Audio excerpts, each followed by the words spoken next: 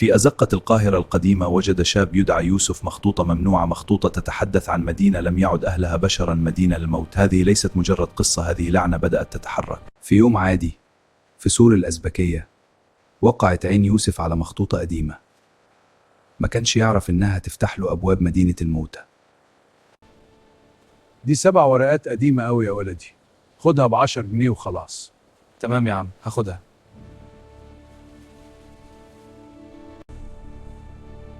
ايه ده يا جدعان؟ انا سمعت صوت ولا ايه؟ مين هناك؟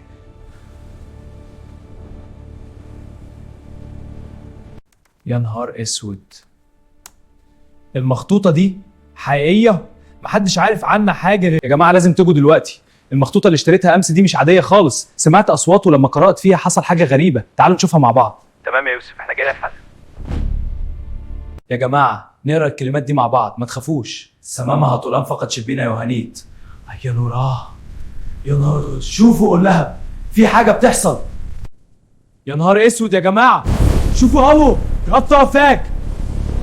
ايه ده يا يوسف، في حاجة واقفة هناك. مين ده؟ يا ربي مين اللي واقف هناك؟ يا ناس اخرجوا. أنا خادم، أنا أجيب لكم أي حاجة تطلبوها بس في مقابل. انا عايز قوة، قوة تجيب لي كل اللي انا عايزه، وامان. يا يوسف بلاش، ما تعملش كده.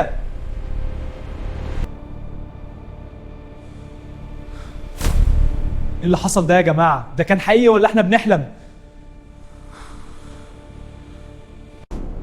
يا نهار اسود يا جماعة، ده اللي حصل ده كان ايه؟ الجن ده اختفى. يا يوسف بلاش، احنا خلاص لازم نحرق المخطوطة دي دلوقتي.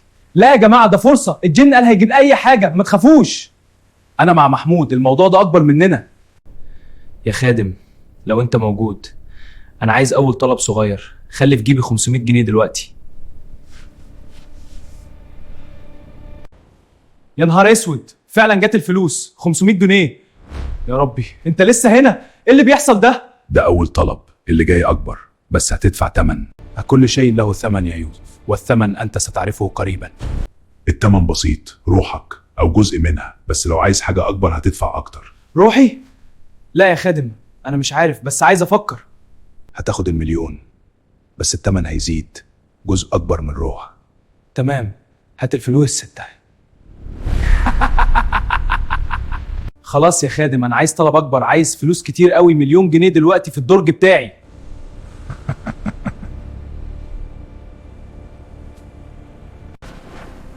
يا نهار اسود، فعلا جات 1,000,000 جنيه. يا يوسف ده كتير قوي، لازم نوقف، ده بس البداية.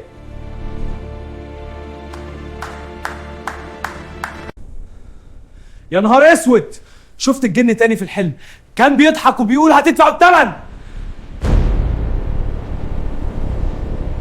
يا خادم انا عايز طلب اكبر، عايز اكون غني قوي، وعايز شقة سقم واشربها لي دلوقتي.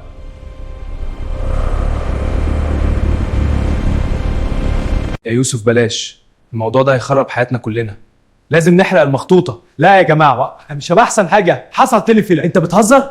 انا عارف اللي بيعمله، سيبوني. يا نهار اسود، ايه اللي بيحصل ده؟ الجن بيتحاربوا احسب ولا ايه؟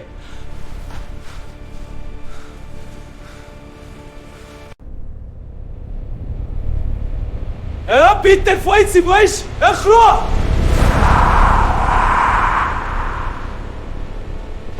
يا يوسف احنا لازم نحرقها دلوقتي قبل ما تقتلنا كلنا. لا مش هسمح، دي حياتي الجديدة. يا نهار اسود، دي شقة احلام، والعربية تحت، كل ده بسبب الجن.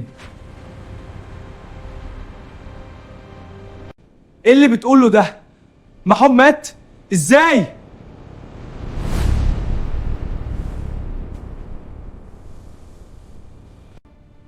ايه اللي حصل لمحمود يا خادم؟ ازاي؟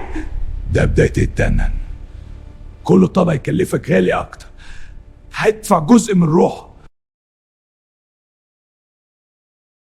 امان مش هوقف، عايز قوة اكبر، عايز تستر على كل حاجة.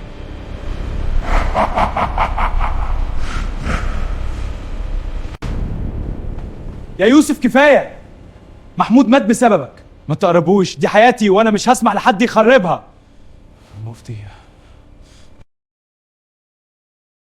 يا نهار اسود، دي قصة حقيقية؟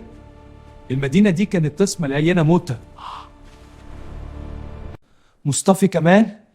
ازاي يا ربي؟ طب ما معايا امبارح الجن ياخد التاني. انا عايز قوة مطلقة يا خادم، عايز اكون اقوى من اي حد، عايز ايطوها. بس التمن هيكون روحك كلها.